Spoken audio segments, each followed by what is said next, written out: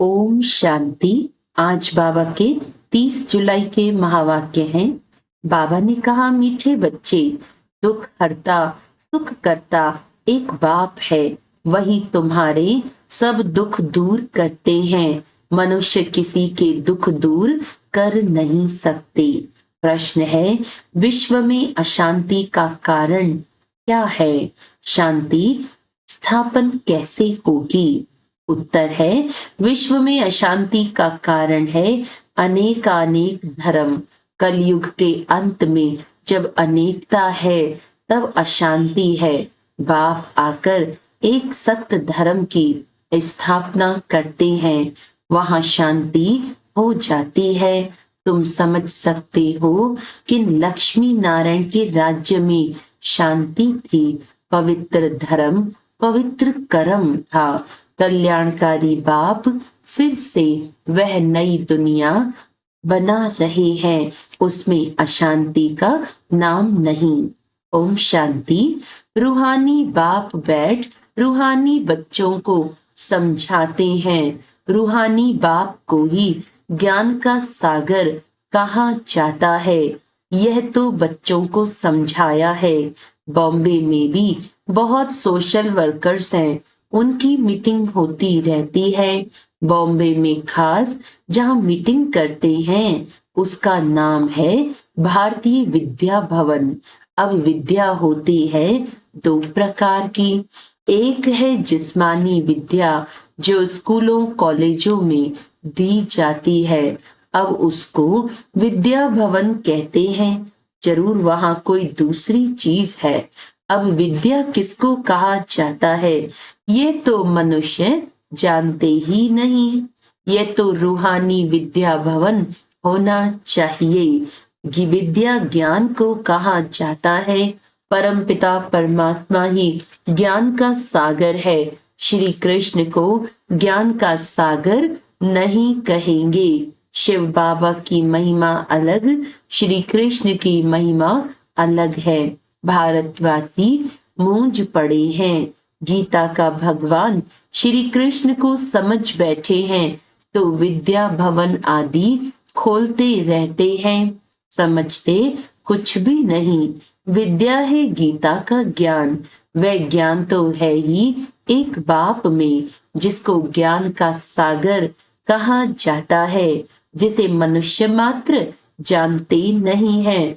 भारतवासियों का धर्म शास्त्र तो वास्तव में है ही एक सर्वशास्त्रमय शिरोमणि भगवत गीता। अब भगवान किसको कहा जाए, वह भी इस समय भारतवासी समझते नहीं। या तो श्री कृष्ण को कह देते, या राम को, या अपने को ही परमात्मा कह देते। अब तो समय भी तमो प्रधान है, रावण राज्य है ना। तुम बच्चे जब किसको समझाते हो तो बोलो शिव भगवानुवाच्य। पहले तो ये समझे कि ज्ञान सागर एक ही परमपिता परमात्मा है, जिसका नाम है शिव। शिवरात्रि भी मनाते हैं, परंतु किसको भी समझ में नहीं आता है। जरूर शिव आया हुआ है तब तो रात्रि मनाते हैं। शिव कौन है ये भी नहीं जानते। बाप कहते हैं भगवान तो सबका एक ही है। सब आत्माएं भाई भाई हैं।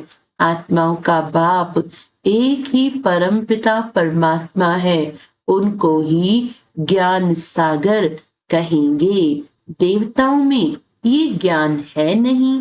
कौन सा ज्ञान? रचयिता और रचना के आदि मध्य अंत का ज्ञान कोई मनुष्य मात्र में नहीं है। कहते भी हैं प्राचीन ऋषि मुनि नहीं जानते थे। प्राचीन का भी अर्थ नहीं जानते। सतयुग त्रेता हुआ प्राचीन, सतयुग है नई दुनिया। वहां तो ऋषि मुनि थे ही नहीं। ये ऋषि मुनि आदि सब बाद में आए हैं। वह भी इस ज्ञान को नहीं जानते। नेति नेति कह देते हैं। वही जानते नहीं तो भारतवासी जो भी तमोगुणी हो गए हैं वे कैसे जान सकते। इस समय साइंस का घमंड भी कितना है। इस साइंस द्वारा समझते हैं भारत स्वर्ग बन गया है। इसको माया का पॉम्प कहा जाता है। फॉल ऑफ पॉम्प का एक नाटक भी है। कहते भी हैं कि इस समय भारत का पतन है, सतयुग में उत्थान है, अब पतन है। यह कोई स्वर्ग थोड़ी है, ये तो माया का पॉम्प है। इनको खत्म होना ही है। मनुष्य समझते हैं विमान हैं, बड़े बड़े महल बिजलियां हैं, यही स्वर्ग है। कोई मरता है तो भी कहते हैं स्वर्गवासी हुआ। इससे भी समझते नहीं कि स्वर्ग गया तो जरूर स्वर्ग कोई और है ना। यह तो रावण का पॉम्प है, बेहद का बाप स्वर्ग की स्थापना कर रहे हैं। इस समय है चटा बेटी माया और ईश्वर की, आसुरी दुनिया और ईश्वरीय दुनिया की। ये भी भारतवासियों को समझाना पड़े। दुख तो अर्जुन बहुत आने वाले हैं, अथाह दुख आना है। स्वर्ग तो होता ही है सतयुग में, कलयुग में हो ना सके ये भी किसको पता नहीं। पुरुषोत्तम संगम युग किसको कहा जाता है यह भी बाप समझाते हैं। ज्ञान है दिन, भक्ति है रात, अंधियारे में धक्के खाते रहते हैं। भगवान से मिलने के लिए कितने वेद शास्त्र आदि पढ़ते हैं। ब्रह्मा का दिन और रात सो ब्राह्मणों का दिन और रात। सच्चे मुख वंशावली ब्राह्मण तुम हो, वह तो हैं कलयुगी कुख वंशावली ब्राह्मण। तुम हो पुरुषोत्तम संगम युगी ब्राह्मण। ये बातें और कोई नहीं जानते। ये बातें जब समझें तब बुद्धि में आए कि हम क्या कर रहे हैं।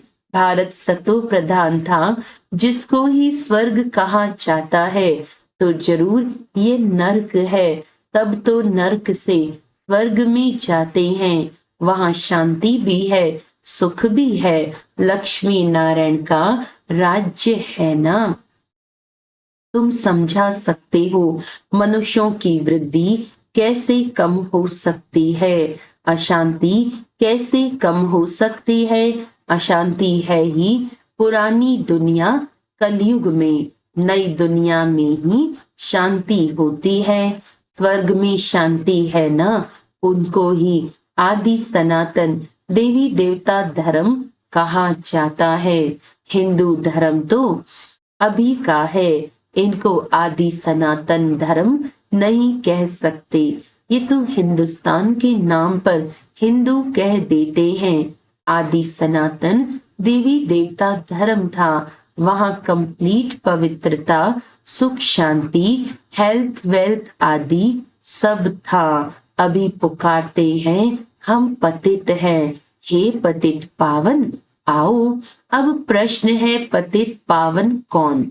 श्री कृष्ण को तो नहीं कहेंगे। पतित पावन परम पिता परमात्मा ही ज्ञान का सागर है, वही आकर पढ़ाते हैं। ज्ञान को पढ़ाई कहा जाता है, सारा मदार है गीता पर। अभी तुम प्रदर्शनी म्यूजियम आदि बनाते हो, लेकिन अभी तक बीके का अर्थ नहीं समझते।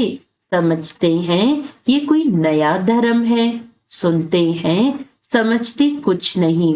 बाप ने कहा है बिल्कुल ही तमो प्रधान पत्थर बुद्धि है।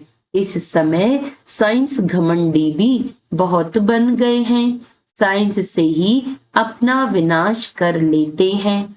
तो पत्थर बुद्धि कहेंगे ना, पारस बुद्धि थोड़े ही कहेंगे। बॉम्ब्स आदि बनाते हैं अपने विनाश के लिए, ऐसे नहीं शंकर कोई विनाश करता है, नहीं, इन्होंने अपने विनाश के लिए सब बनाया है। परंतु तमो प्रधान पत्थर बुद्धि समझते नहीं है। जो कुछ बनाते हैं इस पुरानी सृष्टि के विनाश के लिए। विनाश हो तब फिर नई दुनिया की जय जयकार हो। वह तो समझते हैं स्त्रियों का दुख कैसे दूर करें, परंतु मनुष्य थोड़ी किसका दुख दूर कर सकते हैं। दुख हरता सुख करता तो एक ही बाप है, देवताओं को भी नहीं कहेंगे। श्री कृष्ण भी देवता हो गया, भगवान नहीं कह सकते। ये भी समझते नहीं, जो समझते हैं वे ब्राह्मण बन औरों को भी समझाते रहते हैं। जो राज्य पद के अथवा आदि सनातन देवता धर्म के हैं वह निकल आते हैं लक्ष्मी नारायण। स्वर्ग के मालिक कैसे बने, क्या कर्म किया जो विश्व के मालिक बने। इस समय कलयुग अंत में तो अनेकानेक धर्म है तो अशांति है। नई दुनिया में ऐसे थोड़ी होता है। अभी यह है संगम युग, जबकि बाप आकर राजयोग सिखलाते हैं। बाप ही कर्म अकर्म विकर्म की नॉलेज सुनाते हैं। आत्मा शरीर लेकर कर्म करने आती है। सतयुग में जो कर्म करते वह अकर्म हो जाते हैं। वहां विकर्म होता नहीं, दुख होता ही नहीं। कर्म अकर्म विकर्म की गति बाप ही आकर अंत में सुनाते हैं। मैं इनके बहुत जन्मों के अंत के भी अंत में आता हूँ, इस रथ में प्रवेश करता हूँ। अकाल मूरत आत्मा का ये रथ है। सिर्फ एक अमृतसर में नहीं, सभी मनुष्यों का अकाल तख्त है। आत्मा अकाल मूरत है। ये शरीर बोलता चलता है। अकाल आत्मा का ये चैतन्य तख्त है। अकाल मूरत तो सभी हैं, बाकी शरीर को काल खा जाता है। आत्मा तो अकाल है, तख्त तो खलास कर देते हैं। सतयुग में तख्त कोई बहुत थोड़े होते हैं। इस समय करोड़ों आत्माओं के तख्त हैं। अकाल आत्मा को कहा जाता है। आत्मा ही तमो प्रधान से सतो प्रधान बनती है। मैं तो एवर सतो प्रधान पवित्र हूँ। भल कहते हैं प्राचीन भारत का योग, परंतु वह भी समझते हैं श्री कृष्ण ने सिखाया था। गीता को ही खंडन कर दिया है। जीवन कहानी में नाम बदल दिया है। बाप के बदले बच्चे का नाम डाल दिया है। शिवरात्रि मनाते हैं, परंतु वे कैसे आते हैं ये जानते नहीं हैं। शिव है ही परम आत्मा, उनकी महिमा बिल्कुल अलग है। आत्माओं की महिमा बिल्कुल अलग है। बच्चों को ये पता है राधे कृष्ण ही लक्ष्मी नारायण हैं। लक्ष्मी नारायण के दो रूप को ही विष्णु कहा जाता है। फर्क तो है नहीं। बाकी 4 भुजा वाला 8 भुजा वाला कोई मनुष्य होता नहीं है। देवियों आदि को कितनी भुजाएं दे दी हैं, समझाने में समय लगता है। बाप कहते हैं मैं हूं ही गरीब निवाज। मैं आता ही तब हूं जब भारत गरीब बन जाता है। राहु का ग्रहण बैठ जाता है। बृहस्पति की दशा थी, अब राहु का ग्रहण भारत में तो क्या सारे वर्ल्ड पर है। इसीलिए बाप फिर भारत में आते हैं। आकर नई दुनिया स्थापन करते हैं जिसको स्वर्ग कहा जाता है। भगवान वाच्य मैं तुमको राजाओं का राजा डबल सिरताज स्वर्ग का मालिक बनाता हूँ। 5000 वर्ष हुआ जबकि आदि सनातन देवी देवता धर्म था। अभी वह है नहीं, तमो प्रधान हो गए हैं। बाप खुद ही अपना अर्थात रचयिता और रचना का परिचय देते हैं। तुम्हारे पास प्रदर्शनी म्यूजियम में इतने आते हैं, समझते थोड़े ही हैं। कोई विरले समझकर कोर्स करते हैं। रचयिता और रचना को जानते हैं। रचता है बेहद का बाप, उनसे बेहद का वर्षा मिलता है। ये नॉलेज बाप ही देते हैं, फिर राजाई मिल जाती है। तो वहां नॉलेज की दरकार नहीं। सदगति कहा जाता है नई दुनिया स्वर्ग को, दुर्गति कहा जाता है पुरानी दुनिया नर्क को। बाप समझाते तो बहुत अच्छी तरह से हैं, बच्चों को भी ऐसे समझाना है। लक्ष्मी नारायण का चित्र दिखाना है। ये विश्व में शांति स्थापन हो रही है। आदि सनातन देवी देवता धर्म का फाउंडेशन है नहीं, जो बाप स्थापन कर रहे हैं। देवताओं का पवित्र धर्म, पवित्र कर्म था, अभी यह है ही विशेष वर्ल्ड। नई दुनिया को कहा जाता है वाइसलेस वर्ल्ड, शिवालय। अब समझाना पड़े तो विचारों का कुछ कल्याण हो। बाप को ही कल्याणकारी कहा जाता है। वह आते ही हैं पुरुषोत्तम संगम युग पर। कल्याणकारी युग में कल्याणकारी बाप आकर सबका कल्याण करते हैं। पुरानी दुनिया को बदल नई दुनिया स्थापन कर देते हैं। ज्ञान से सदगति होती है। इस पर रोज टाइम लेकर समझा सकते हो। बोलो, रचता और रचना के आदि मध्य अंत को हम ही जानते हैं। यह गीता का एपिसोड चल रहा है, जिसमें भगवान ने आकर राजयोग सिखाया है, डबल सिर ताज बनाया है। ये लक्ष्मी नारायण भी राजयोग से यह बने हैं। इस पुरुषोत्तम संगम युग पर बाप से राजयोग सीखते हैं। बाबा हर बात कितना सहज समझाते हैं। अच्छा, मीठे मीठे सिकिलदे बच्चों प्रति माता पिता बाप दादा का याद प्यार और गुड मॉर्निंग। रूहानी बाप की रूहानी बच्चों को नमस्ते। हम रूहानी बच्चों की रूहानी बाप दादा को याद प्यार, गुड मॉर्निंग, नमस्ते नमस्ते नमस्ते जी। धारणा के लिए मुख्य सार है, राजयोग की पढ़ाई सोर्स ऑफ इनकम है, क्योंकि इससे ही हम राजाओं का राजा बनते हैं। ये रूहानी पढ़ाई रोज पढ़नी और पढ़ानी है। सदा नशा रहे कि हम ब्राह्मण सच्चे मुख वंशावली हैं। हम कलयुगी रात से निकल दिन में आए हैं। यह है कल्याणकारी पुरुषोत्तम युग। इसमें अपना और सर्व का कल्याण करना है। वरदान है, हर श्रेष्ठ कर्म को कर्म में, हर श्रेष्ठ संकल्प को कर्म में लाने वाले मास्टर सर्वशक्तिमान भव।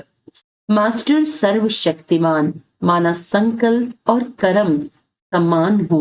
अगर संकल्प बहुत श्रेष्ठ हो और कर्म संकल्प प्रमाण न हो तो मास्टर सर्वशक्तिमान नहीं कहेंगे। तो चेक करो, जो श्रेष्ठ संकल्प करते हैं वो कर्म तक आते हैं या नहीं। मास्टर सर्वशक्तिमान की निशानी है कि जो शक्ति जिस समय आवश्यक हो वो शक्ति कार्य में आए।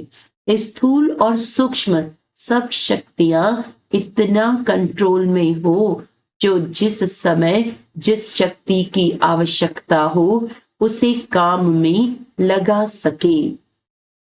स्लोगन है, ज्ञानी तो आत्मा बच्चों में क्रोध है तो इससे बाप के नाम की गिलानी होती है।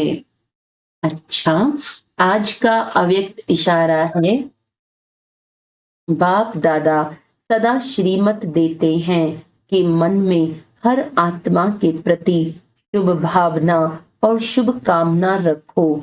अपकारी पर भी उपकार की वृत्ति रखो। संकल्प सदा सर्व के प्रति श्रेष्ठ हो, निस्वार्थ हो, सदा दातापन की भावना हो, सदा स्व परिवर्तन अथवा स्व के श्रेष्ठ कर्मों द्वारा औरों को श्रेष्ठ कर्म की प्रेरणा देने वाले कर्म हो, तब कहेंगे परोपकारी। अच्छा, ओम शांति।